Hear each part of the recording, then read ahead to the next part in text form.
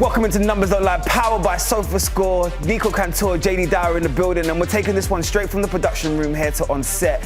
Which one of these two incredible talents was the better teenage prodigy? Of course, Kylian Mbappé, Lamine Yamal. We're here on set as our own teenage prodigies. I want to break this one down straight from the beginning, but before we do anything, we're going to give both of them their flowers, first of all, and see where they both are in their respective careers. Because look at them, fresh-faced, big smiles, and I know they had such a big trajectory ahead of them. But Nico, just off the bat, which one? Give me the smile. Which one are you going for? Not better career, better teenage prodigy. For me, it's Lamine, because the pace at which he's on, I don't think I've ever seen it in a teenager. I mean, he is absolutely incredible, almost too fast.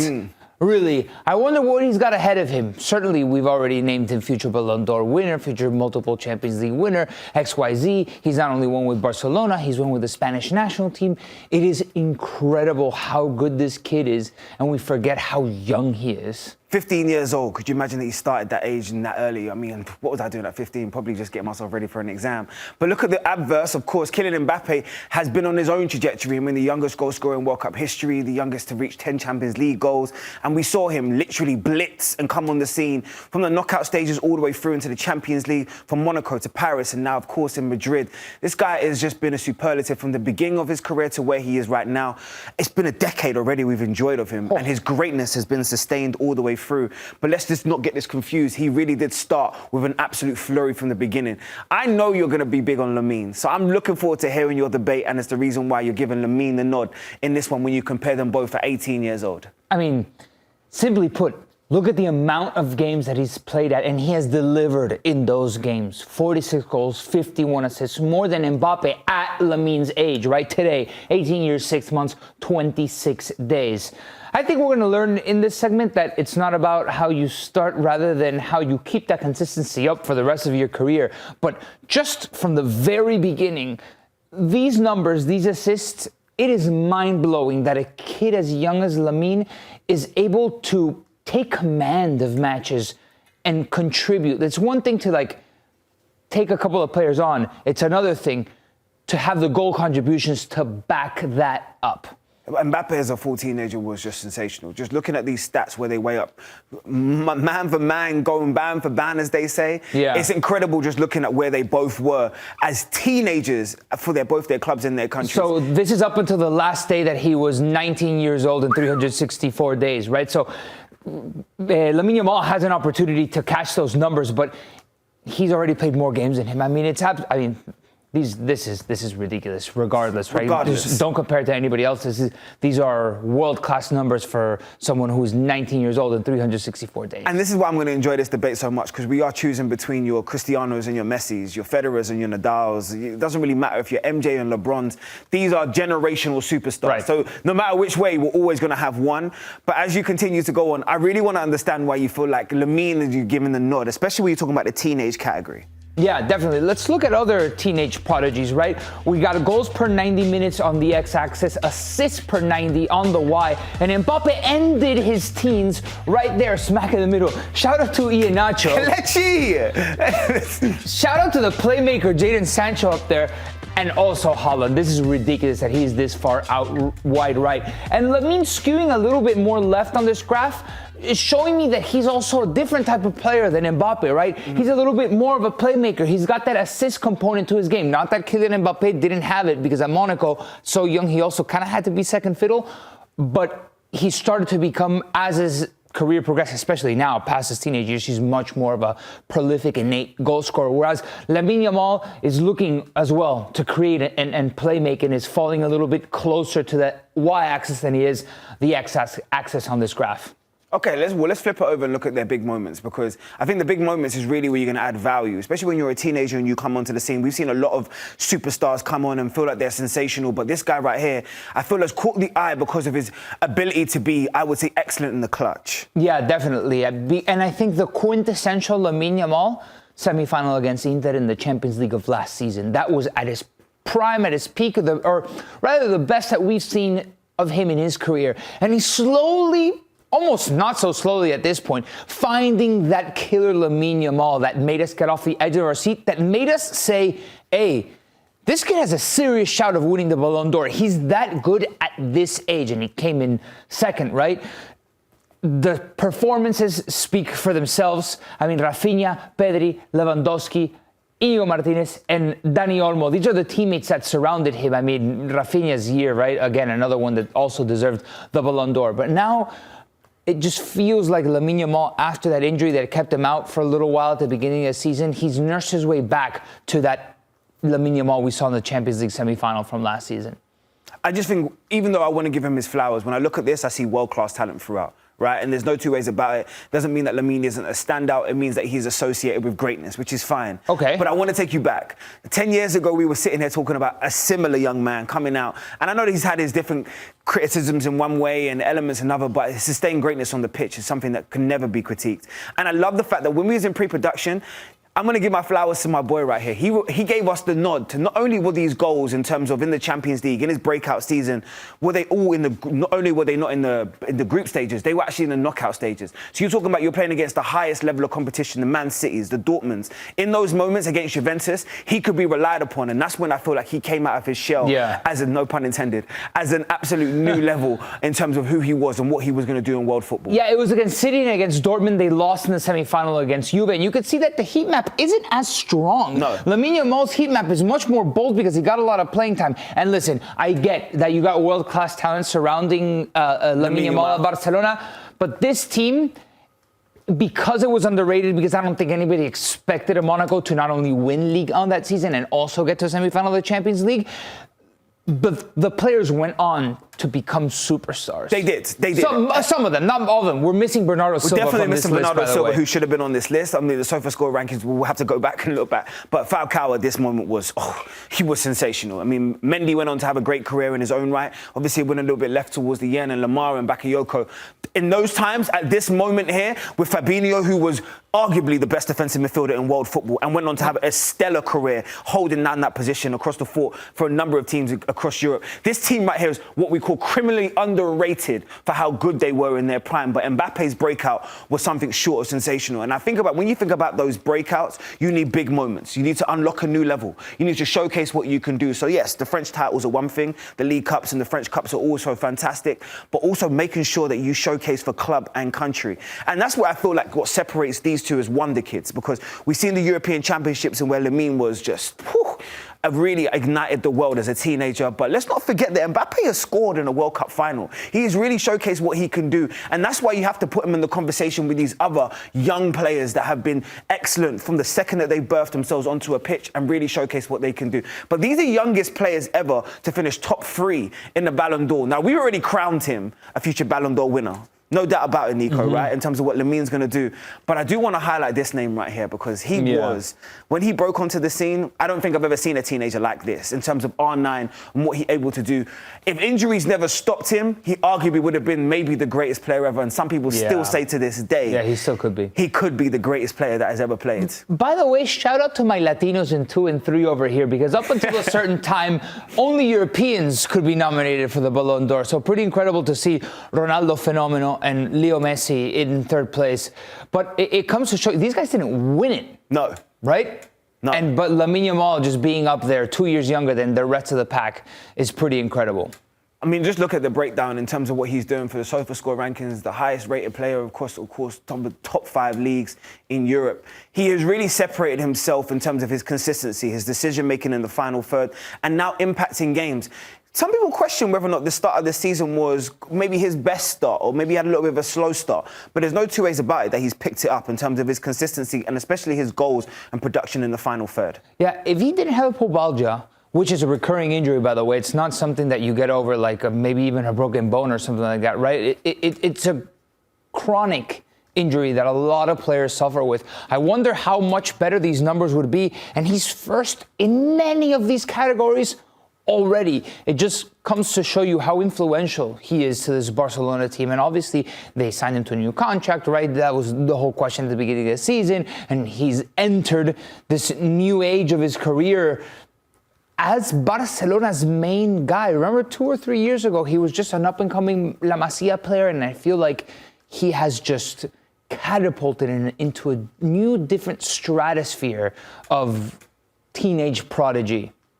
I want to make sure that you put your neck on the line because I know how big you are on Lamine. So this is your cool down the camera because we're going to have to make sure that we give the audiences our clear decides in terms of where we're living here. So tell me exactly why Lamine is the person that you're choosing for this as we look at some of the historic Ballon d'Or winners. Yeah, listen, is he going to win a Ballon d'Or before 23, before Ronaldo, before Messi? Perhaps.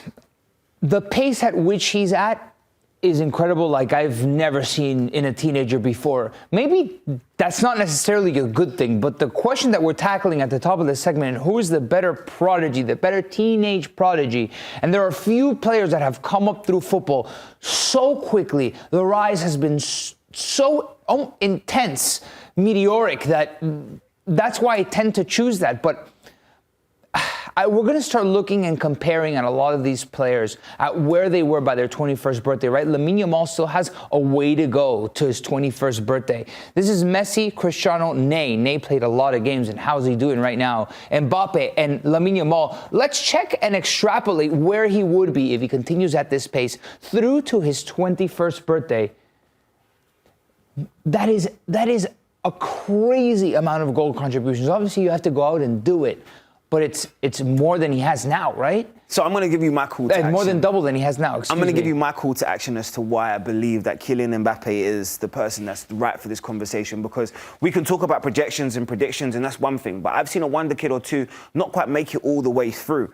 This guy right here is the proven commodity. He's already shown what he's done. His value has already been proven and tested in this league. And at every level, from the second he showcased who he was as a teenager, in a Monaco shirt, in a Paris shirt, and of course in a Real Madrid shirt, he has really proven to be the man himself. Now, I will say something that he has done that Lamine hasn't had an opportunity to do yet, and that's scoring a World Cup final. When you do that, when you showcase what you can do for your country in the biggest moments and you can lift that coveted trophy that only Pele has done as a teenager, that is why I believe that this guy right here is the standout candidate when you're talking about the conversation between teenage wonder kids of these two. But this projection is scary in its own right. 222 goal contributions before 21 years old? Forget about it. And, I mean, it comes to show you that you look at Messi, you look at Cristiano, that are the two GOATs of the previous generation. You don't need to start at a blistering pace like a lot of these guys do. This is now games played right by the 21st birthday, and it tends to pick up. But Lamine Yamal, again, is this the problem? Is this where you probably fly too close to the sun way too early? Because at his age right now, he's got 159. But by his 21st birthday, he's projected to finish with 327 games. That's almost 100 more than Neymar. Can I say something? I think this is too many games. I really do. And that's another conversation for me and you to enter another time. But as a teenager, that's a lot of mileage on your legs before you've hit 21 years old. It makes me ask the question as to whether or not he's ever going to have the dedication that Cristiano has. He's going to have the dedication that Leo Messi has. Because it isn't just their consistency on the pitch, it's what they do off the pitch as well, which has proven their careers to be so great for so long. It's difficult to answer this question without taking into consideration what Mbappé has already done past his 21st birthday. But if you gave me Mbappé at 21 years old versus Lamine Yamal at 21, for me it would be very difficult to go against this man. Like, look at the amount of games. There's players that, if they had this sort of career, it would be an extraordinary career. This kid's putting up these numbers in theory until he's 21. It is going to be a certain conversation at some point, right? Because especially in the modern age when there's so many tournaments, so many new tournaments that you've got to play, it's that might take its toll later down the line for some of these players, and we're not there yet. We might need to wait 10 or so years to answer that question. World Cup year, so no doubt about it, a lot of these questions are going to be answered. I think it's an incredible opportunity for him to unlock a new level and maybe add a little bit of value to this debate. But more importantly, we want you involved in this debate. Is it Lamine? Is it Mbappé? You make the decision. You let us know who's the better teenage prodigy. And finally, we can close the page in this debate. It's Numbers Don't Lie, powered by Sofascore here on CBS Sports. Golazo, we're talking Manchester United and rebuilding this team that has gotten off to a hot start under Michael Carrick. 4 games, 4 wins.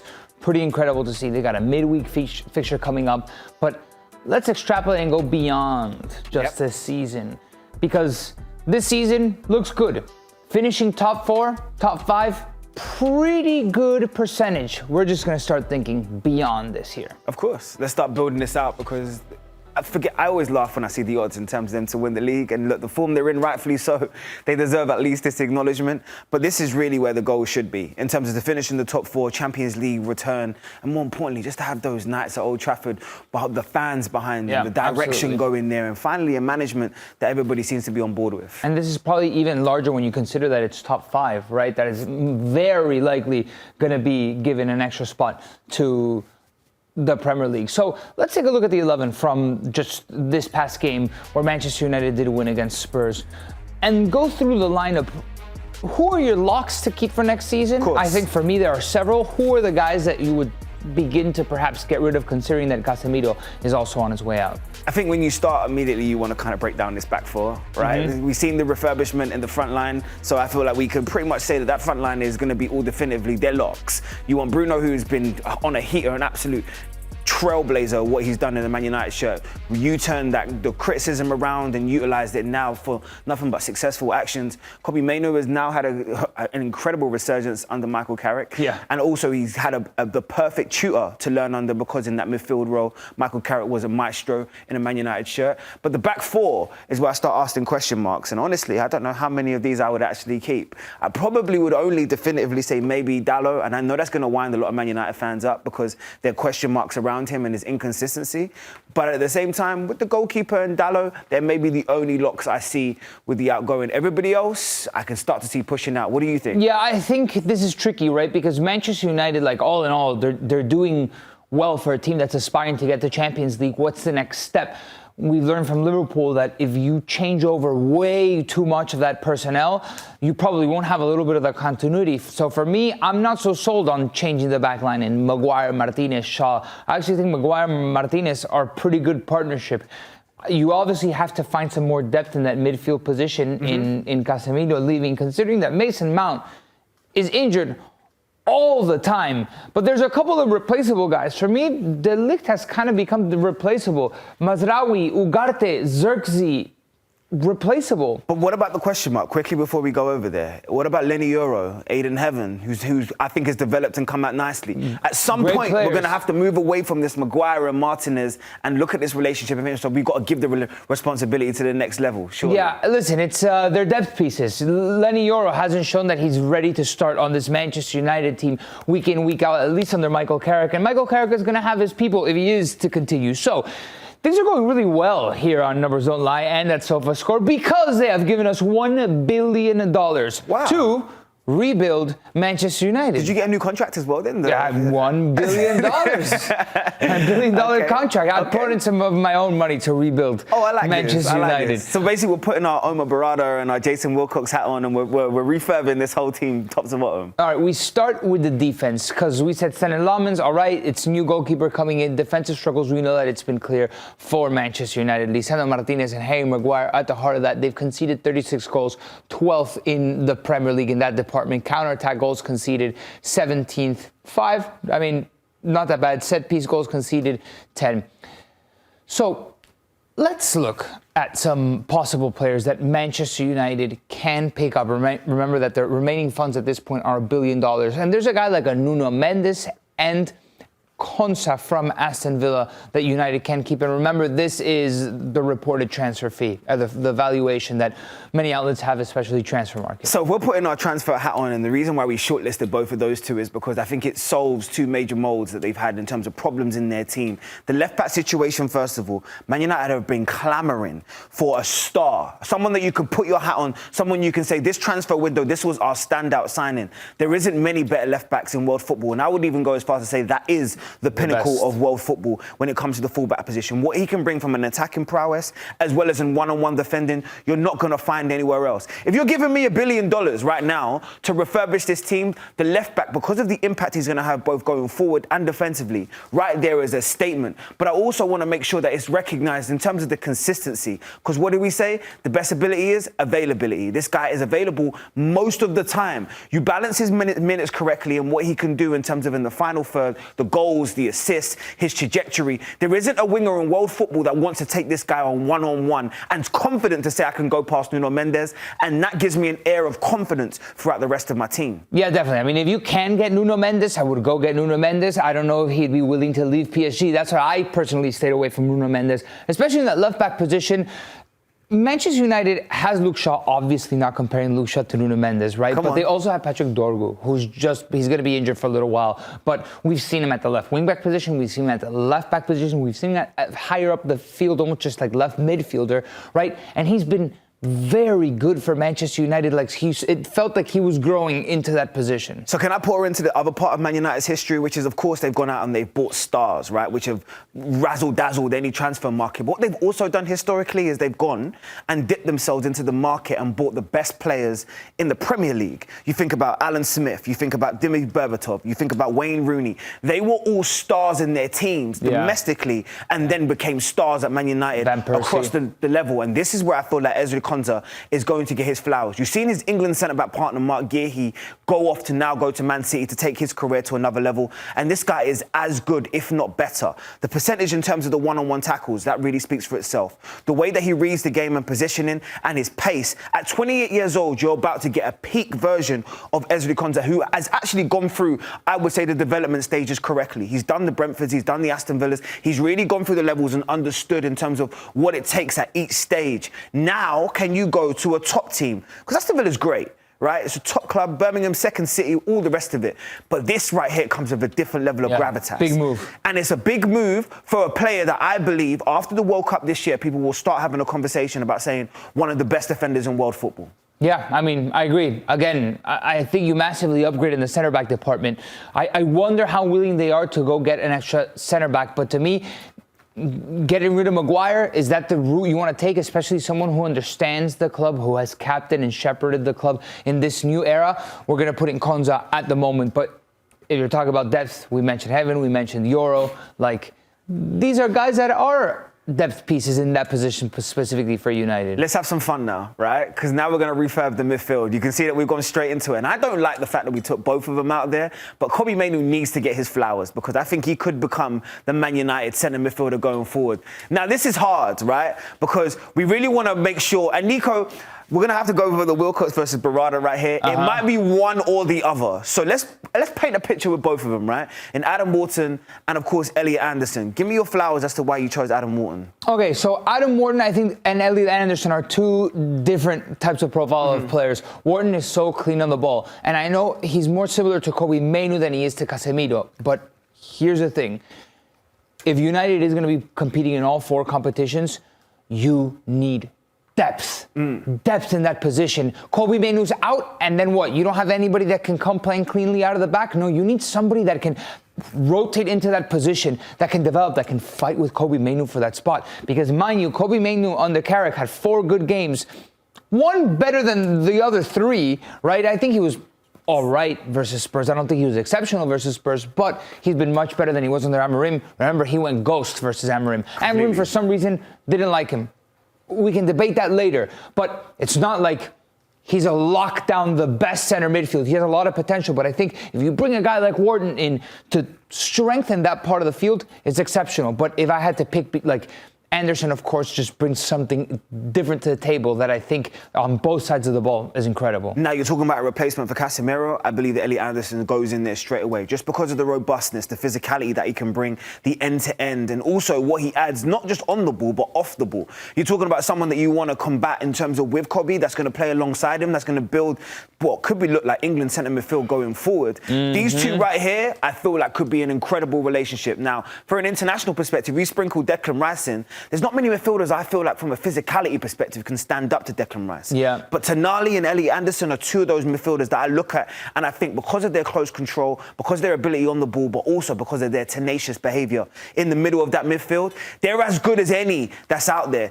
I'm really surprised Newcastle was just like, yeah, just go to Nottingham Forest, go and work it all out, because I really do feel like the ceiling on this young man at 23 years old, with the right head coach like a Michael Carrick, you could see something really special from him. Also, can I tell you something? If you can get those 3 English players in the midfield and you're dropping Maguire, personally, I think you need Englishmen at Manchester United. You do. You can't. It's not Internazionale. Yeah. It's Manchester United, and you got to have some link, some players that understand the history, that grew up with Manchester United in the background all the time, and having English players, I think, is somewhat important to Manchester United. It's the heartbeat of the club. It's the reason why Ferguson went from a manager that was on the verge in terms of leaving his post back in the turn of the 90s to where he is right now as to arguably the GOAT in terms of management, because he believed in Carrington, he believed in that youth system. But as we go forward, you're talking about players that believe or understand the weight of Man United. I like the way that you shortlisted the forwards here, but tell me why you've gone with Jarrett Bowen.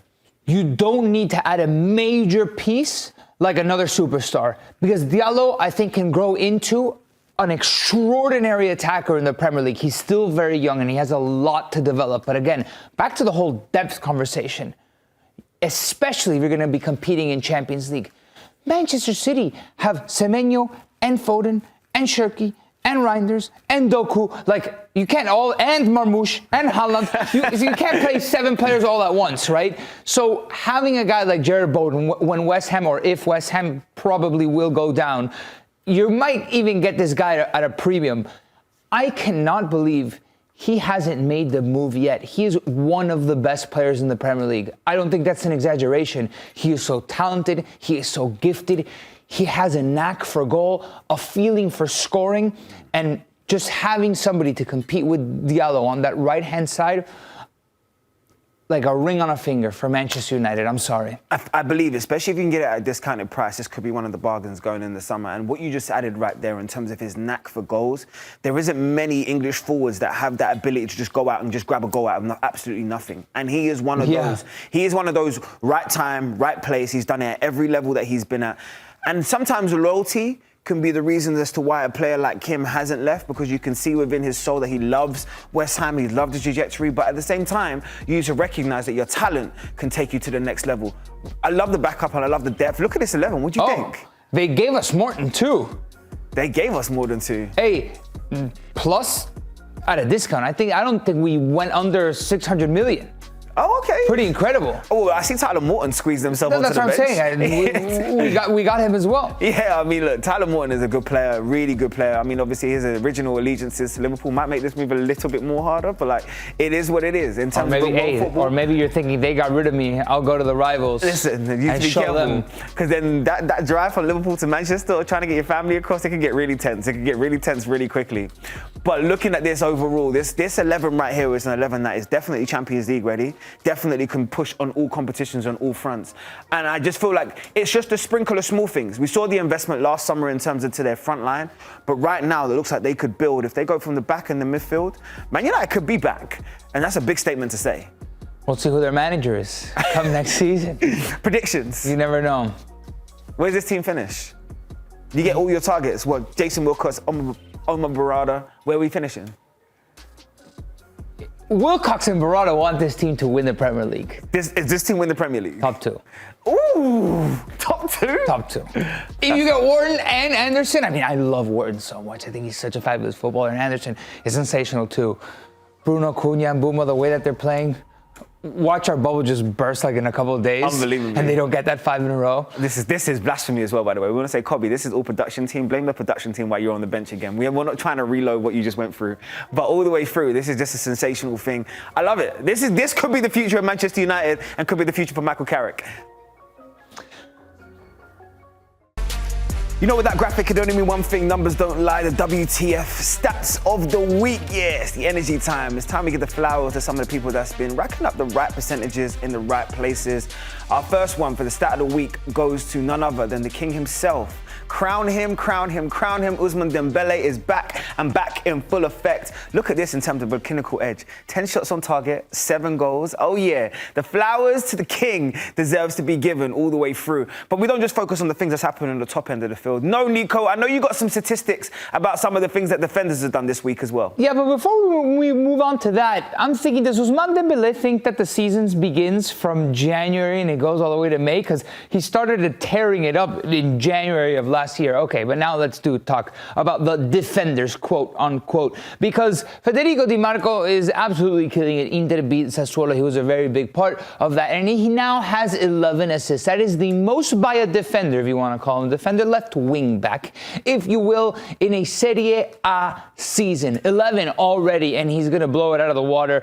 Juan Cuadrado right behind him with 10 in the 2020-2021 season. So pretty incredible from the Italian left wing back. We need to be very specific. Only 16 assists is the Serie A record. He could get the actual overall assists. The overall assist record. Forget defenders. Let's start scratching up for DiMarco and actually saying that you should be targeting the actual overall history of Serie A. Whoever must have him on his Fanta Calcio must be making a lot of points and a lot of money by this point. I love that all the way through. But this is our favorite part, right? The trivia side of this. Nico, oh man, I'm gonna let you bring this one in because I didn't understand this. When I saw this at first and they said to me it could be absolutely anyone, our first clue is the last player before Szoboszlai, who of course scored that absolute golazo this week, score a free kick and get a red card in Europe's top 5 leagues. Okay, so the game in which he did it for was Juventus against Napoli. I'm going to guess that he's playing for Juventus, of course, yeah, 2-1. Okay. Why was he necessary? Oh, he played for Juventus. He played for Juventus, yeah, I assumed. I had to read it as well in my head, but this could be anyone, 2019. Free kick for Juventus. He's got a free kick for Juventus. All right, the second clue is after leaving, he joined, but he only got 30 appearances. Okay, I've got someone in mind, but that should give it away immediately. Hold up. After leaving Juve, but I don't see him taking free kicks though. He joined Barcelona but only got 30 appearances for them. And then when you start thinking about players that's gone from Juventus to Barcelona, one comes to mind. Vidal definitely comes to mind. Pjanic comes to mind. So far, only World Cup appearance in 2014. Got their only. He's got his nation's first and only World Cup. Oh, Bosnia, Miralem Pjanic. Yeah, right? That's it. Wait, gotta be. Has to be right. Gotta be, right? At Lyon, he inherited. Okay. Yeah, we said it. We got there in the end. In fairness, that was actually quite hard because I don't think Clue 4 would have helped me, but Clue 2 was definitely a giveaway. I don't know. Pjanic at Barca. Pjanic taking free kicks at Juve. Maybe they didn't see Pjanic enough at Juve. I don't remember him taking free kicks though. But he got a red card with that red card as well. Shout out to the stats team. Right, you can flip to the team trivia. Wait, it's been 7 years since somebody scored a free kick and got a red card. Okay. All right, moving it on over to team trivia now. Mind you, we haven't seen this. This is the first time that we're seeing this. Against the team stats and ranks in the Zwei Bundesliga. Okay. 22. So this is second division 2025, 2026. Yes. Okay. Possession, goals scored, big chances created. That's not great. So despite going winless in 4 games, they were leading the league until Saturday. Oh, I know who this is. When their draw against Dresden finally made them slip into second place. I know who this is.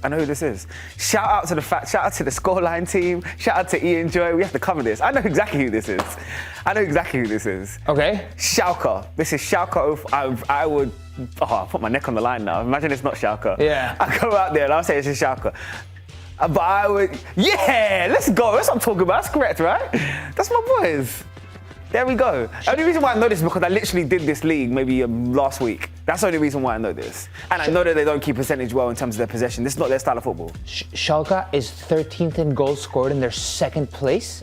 In the second tier? It's a very interesting league. Just tap in sometimes. It's a very interesting league. Yeah, it's not what you think it is. That's what I say. Yeah, you've been talking way too much with Ian Joy, man. Yeah, I have. Ian Joy definitely has been screaming in my ear. But it's been Nico Cantor, JayDee Dyer, and famous person Bad Bunny. Love always wins, and numbers never lie on this show.